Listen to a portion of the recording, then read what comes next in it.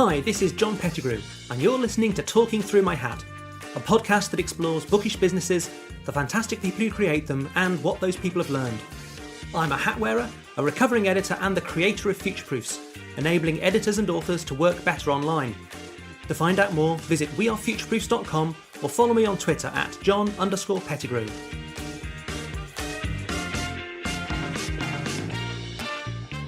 Welcome to this week's Talking Through My Hat. Today I'm talking with Asi Sharabi, co-founder and CEO of Wonderbly.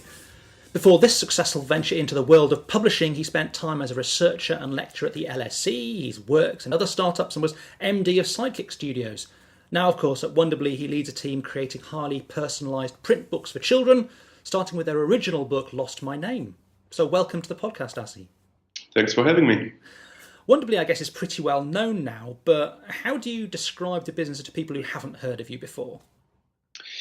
Well, it depends on the audience. But I guess for the trade people, we are a publishing startup that kind of lives on the intersection of storytelling, design, digital, and print. And we like to obsess about and make uncompromisingly high-quality personalized books for children. Excellent. So why did you first set up the company? I mean, was there a particular problem you were trying to solve at that point? Well, the genesis story is one of a happy accident, I guess. It started about some good, probably 6-7 years ago now. Yeah. When I've received a gift for my daughter. She was 4 by then, and it was a personalized book with her name in it. And I was completely unaware of the category. Never seen a personalized book in my life. And as I always said, that warm and fuzzy feeling of seeing my daughter's name in a book lasted exactly 1.5 seconds until I realized how completely and utterly underwhelmed I am by everything about this book. Okay. And I've learned that personalized books have been around for actually over 45 years now. So yeah, it's been a long time. But they were never really treated as a real, I'd say, creative canvas. Just a gimmick kind of thing. Just a gimmick, just kind of a novelty item.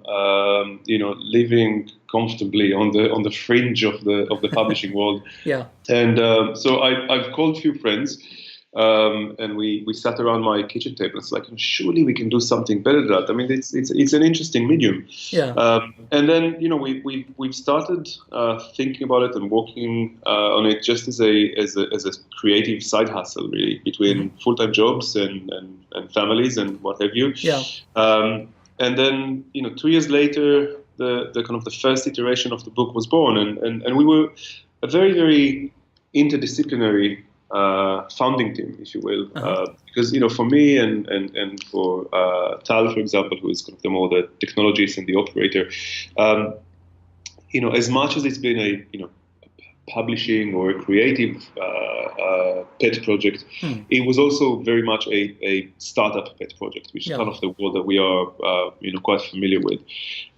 So having people. Obviously, Pedro and David, the amazing creatives who wrote and illustrated the first book, and then Tal and myself, who are coming from business, marketing, digital, operational, technical kind of background. We've just set it up, and when you think about it. It is a quite complex setup from an operational point of view, because it is obviously direct to customer, because every book is custom made. It has to be created by the person who is buying the gift. It has to be obviously an e-commerce business.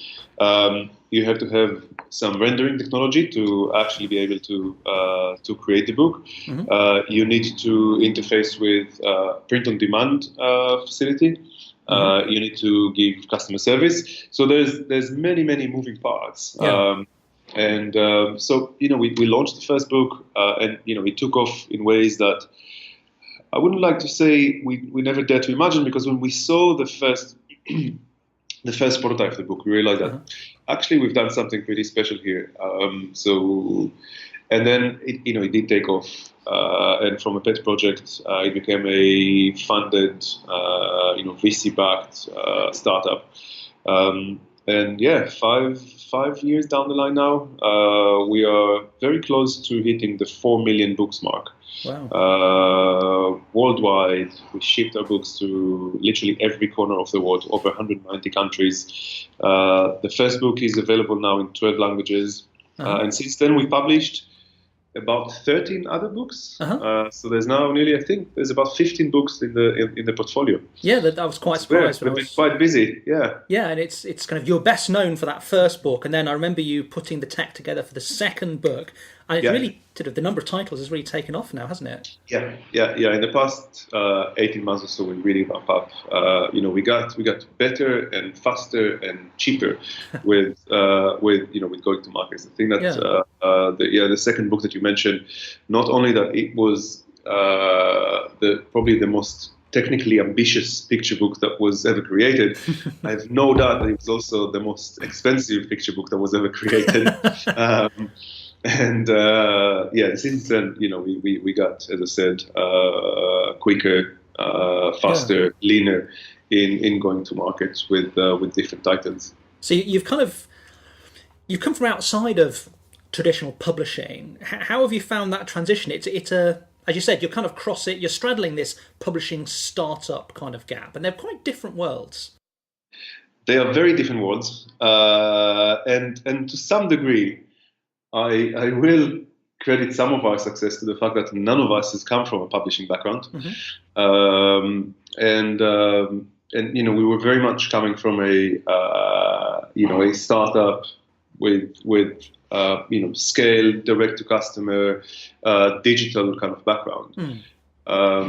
The relationship with the publishing world kind of evolved, because I'm a very, very proud accidental publisher, and I think it's the most amazing industry in the world. So very much happy to be part of it.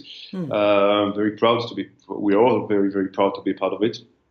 I think that we continuously looking for similarities, and I think that especially now that we are we are in that transition from a product company with a single product, with a single huge kind of global bestseller, to a portfolio company. I think that we look very closely at the publishing world, and we learn about editorial voice, for example, and design and merchandising. So yes, there's there are a lot of things that are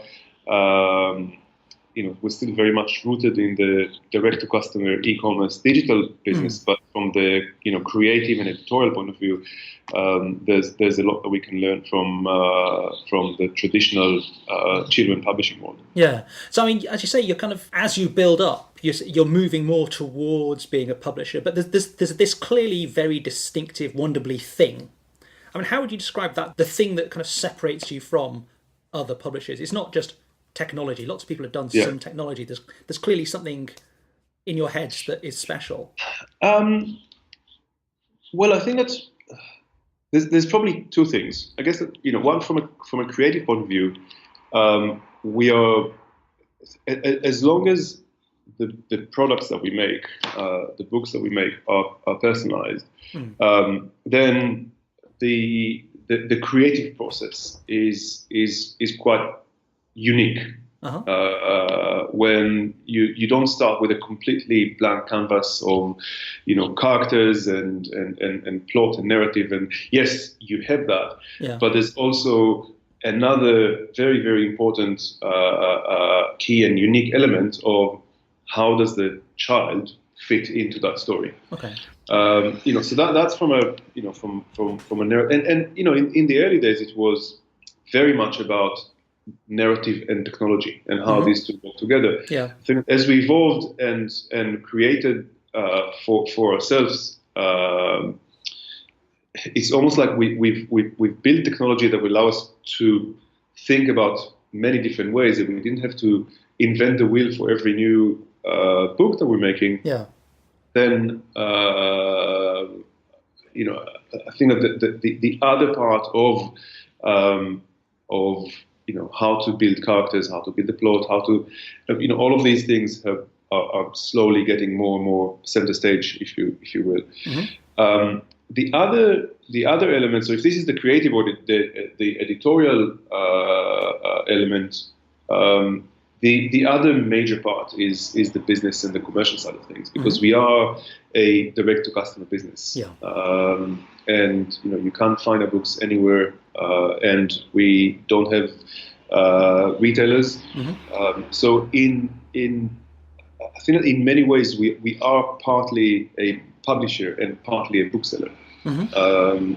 And that's these are two very distinct businesses. So we are both Penguin and Waterstones in one. Yep. So that just adds level of complexity, and you have to be very, very good at two very, very different things. Yeah. So. And you mentioned at the start, when you were setting out, and as a side hustle, it was a group of friends. I mean, did you find all of those skills for that first iteration, at least, among people you already knew? Did you have to kind of go looking for people? How did you put that side together? Pretty much. So because of that, genesis story, everything started in a very, very organic way. It was built on our own skill set and our close friends' skill set and our network. So it was, between the four of us, and then quite a few of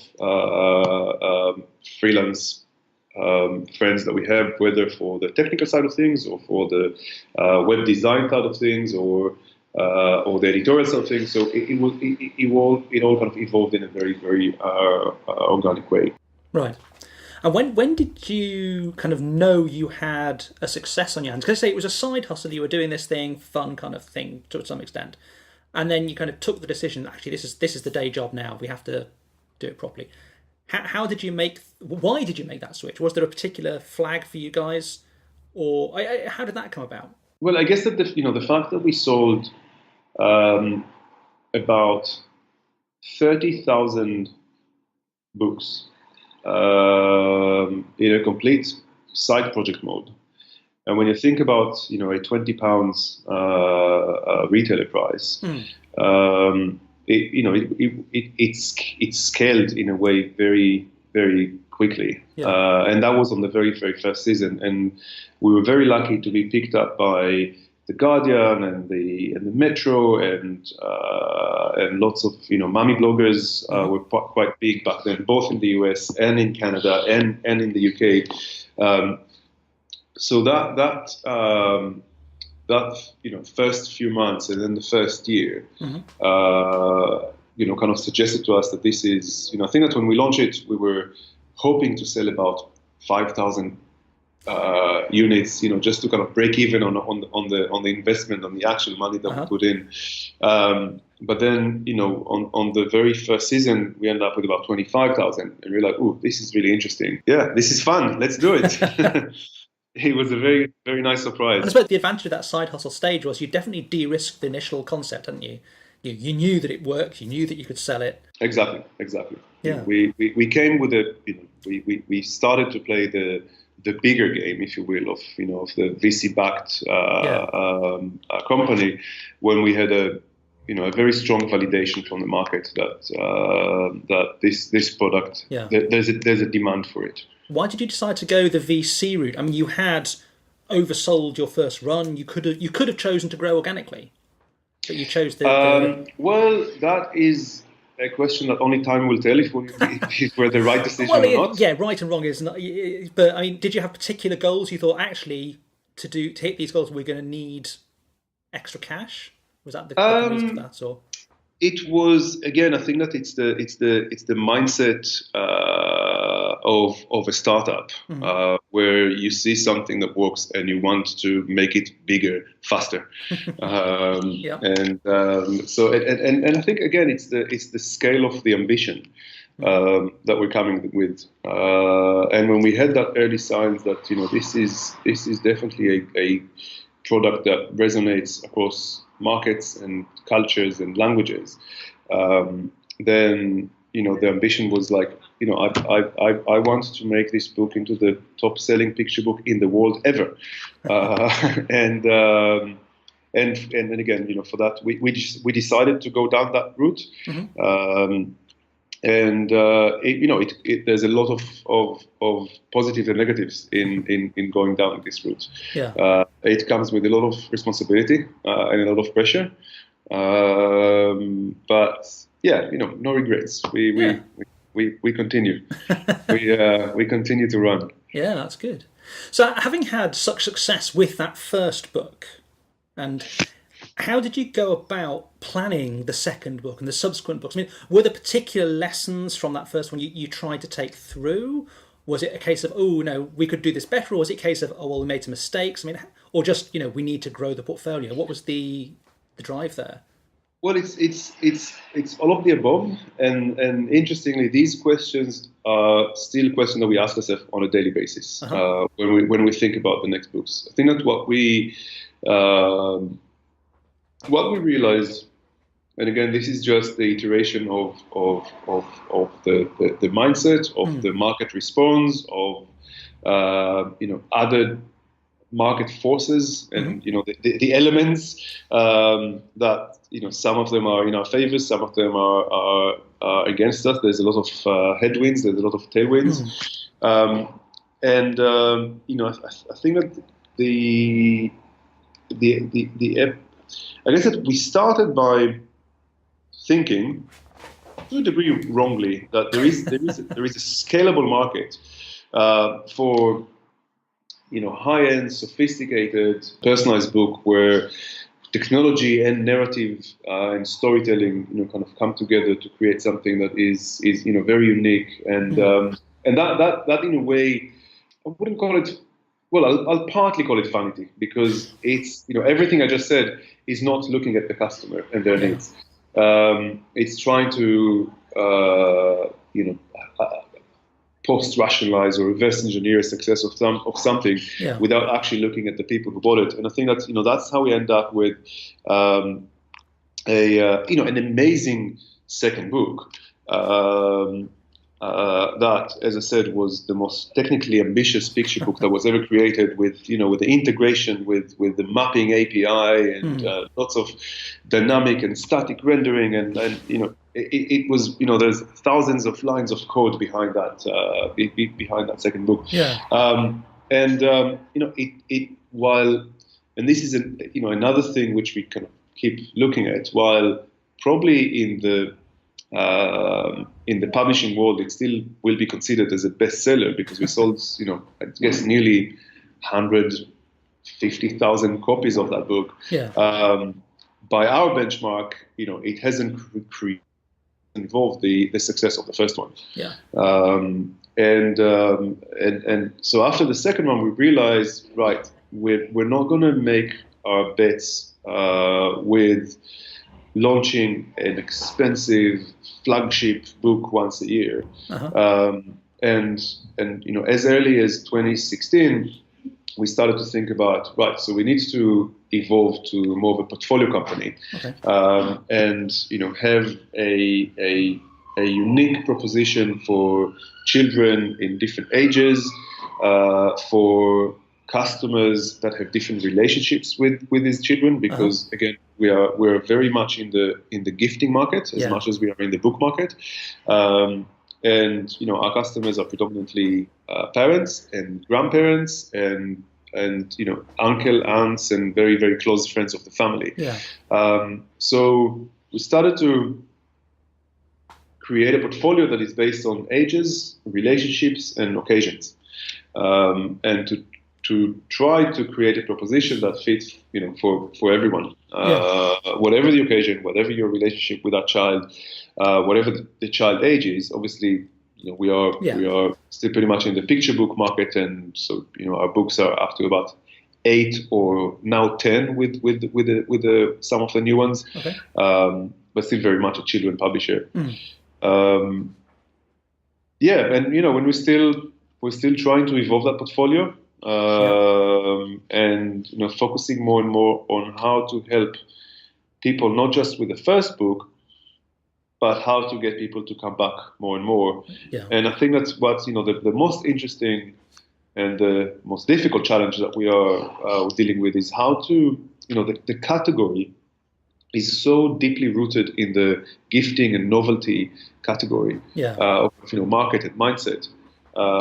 And we know that there is the benefits of personalized books, which we are now seeing more and more, both from qualitative anecdotal evidence from millions of customers, but also from a growing body of empirical research that shows that there are very clear educational benefits to personalized reading, and so it's about lifting and evolving the category from that novelty mindset into a much more of a repeatable category, that the benefits of the very, very clear benefits of having more than one. And that's what we're trying to figure out now. Which and to with these findings, with these how do you influence editorial as much as how do you influence marketing? Okay. So some interesting challenges there. And you mentioned that you take quite an iterative process, looking at what you've done. I suppose that to some degree comes from that tech background some of you have.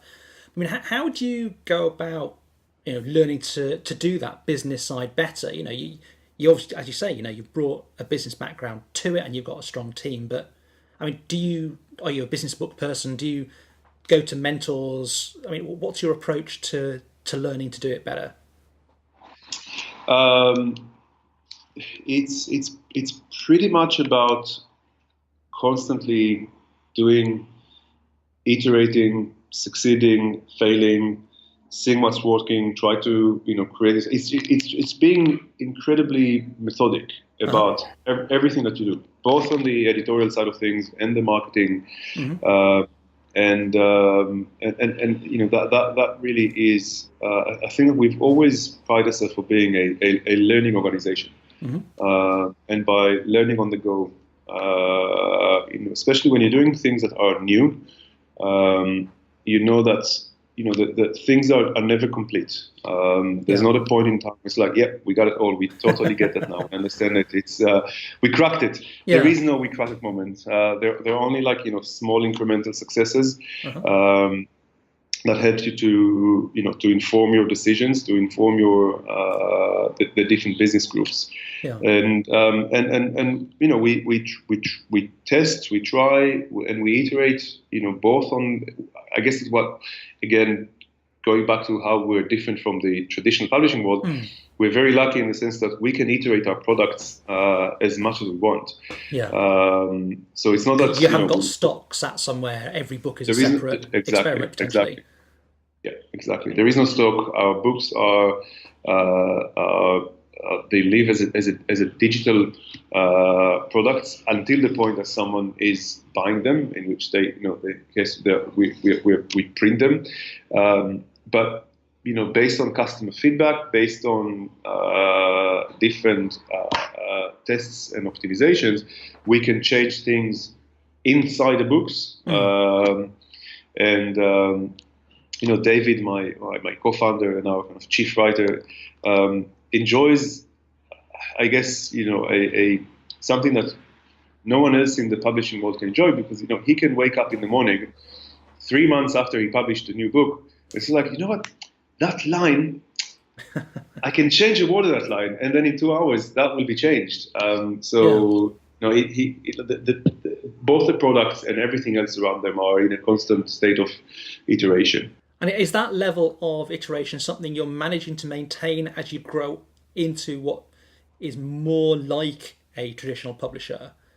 I mean, and how do you make sure you retain that? Because as you get more products, it becomes more difficult to iterate all of them, kind of thing, because the complexity is. Yeah, I think that you're absolutely right. It's the focus is always on the last 3-4 books that we've created. It's quite rare that we will come back to a book that we published 6 months ago That they're more stable now, or more. They're more stable. They're kind of they're again something which we just like a new term, which in the past 5 years we was never mentioned inside Wonderbly, is backlist.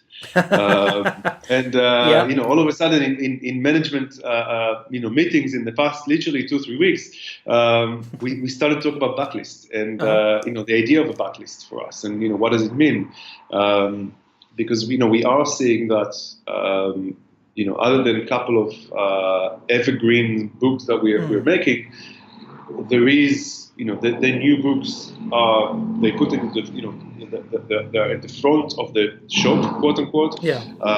They're selling more, and some of the very early books that we published, you can see the slow decline in sales, and again that's very natural. And we started to think about what is the meaning of a backlist in a business like ours, which is if anything, it's intellectually stimulating. Because it's one of those things that's kind of, in a traditional publisher, it's obvious. Backlist is the stuff that's sat in the warehouse to some degree. But when you're potentially at least actively changing it, and every copy is being printed on demand to spec, it's how does it differ? That's the really interesting one. So as you think about, you've looked back over the last 5 years, you've changed quite a bit. As you say, you're starting to grow into a publisher that uses publishing language. As you look to the next 5 years, what are the kinds of things that you think about to go, actually, we want to be around in 5 years? Do you have a goal? Do you have do you think about strategies to get there, or is it more next book? I mean, what's the approach you guys take? Well, we want to be around in the next 50 years. Yeah. It is. Yeah, we constantly think about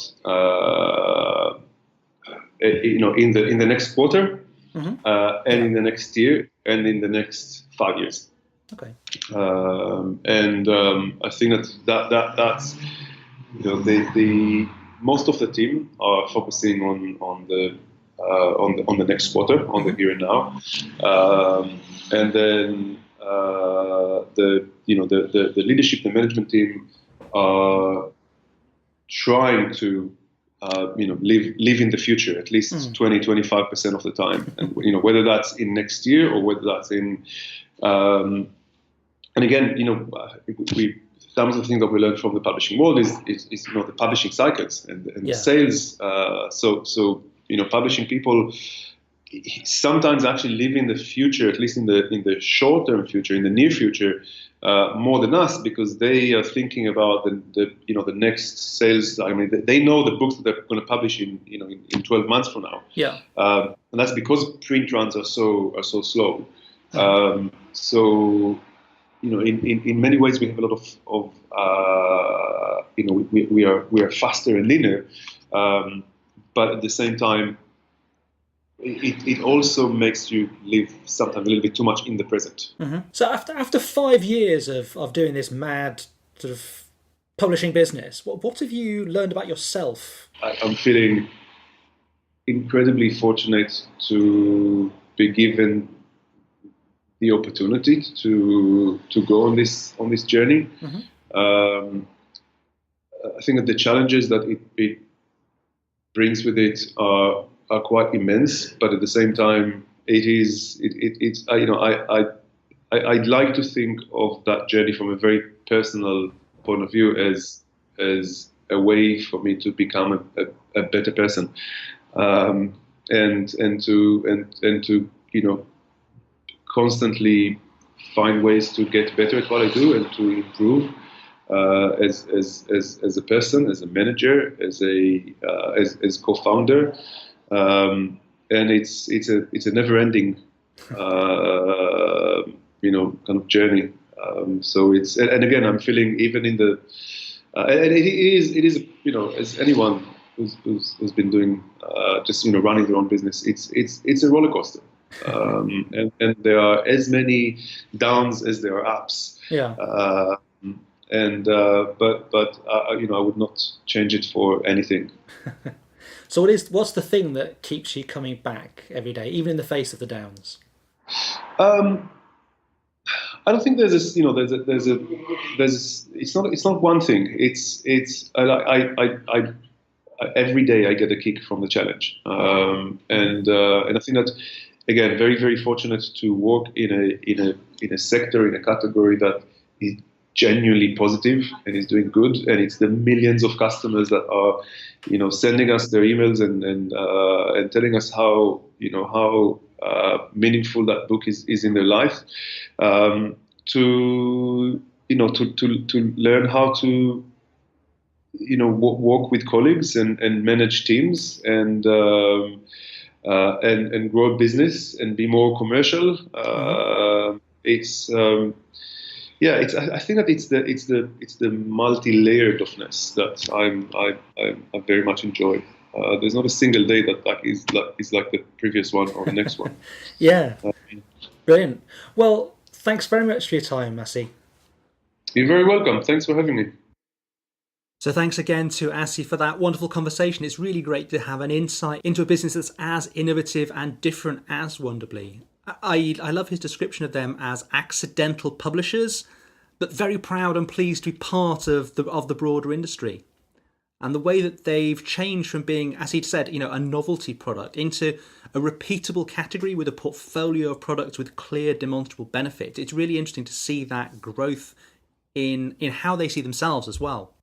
Over 5 years, they've sold almost 4 million books in 190 countries in 12 languages. And by anyone's measure, that's a big success. And they've done that by treating every book as a true experiment, a learning exercise, aiming to get better and faster and cheaper as they go, but learning when they make mistakes. As Asi said, that second book they did, where they kind of went the wrong direction, as it turned out, they were doubling down on the technology, but that wasn't the route to repeatable success for them, but rather they needed to concentrate on operations, on market focus, and learning things like to have an editorial voice. So, and as I say, that's fascinating to see that growth from people who've come from outside of publishing to learn what's great about the industry and to double down on that, but to bring that vision of how things can be better, how they can be different. So thanks very much again to Asi for that conversation, and to all of you for listening. Do please, as ever, give us a like or subscribe on Apple Podcasts or your podcast platform of choice. It really does help people to find us. And come back next week when I'll be talking to Laura Dawson of Numerical Gurus about metadata and identification numbers and lots of other stuff around the book industry, but also broader media, TV and stuff like that. So that's a really interesting conversation. Come back and hear it. Thanks very much, and I'll see you then.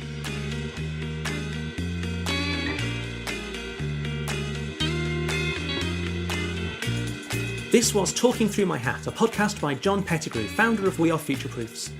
Please let me know your thoughts by leaving a review at Apple Podcasts or by commenting on the website, myhat.wearefutureproofs.com. You can subscribe to this channel at Apple Podcasts, Spotify or wherever you get your podcasts. Our theme music is from hooksounds.com.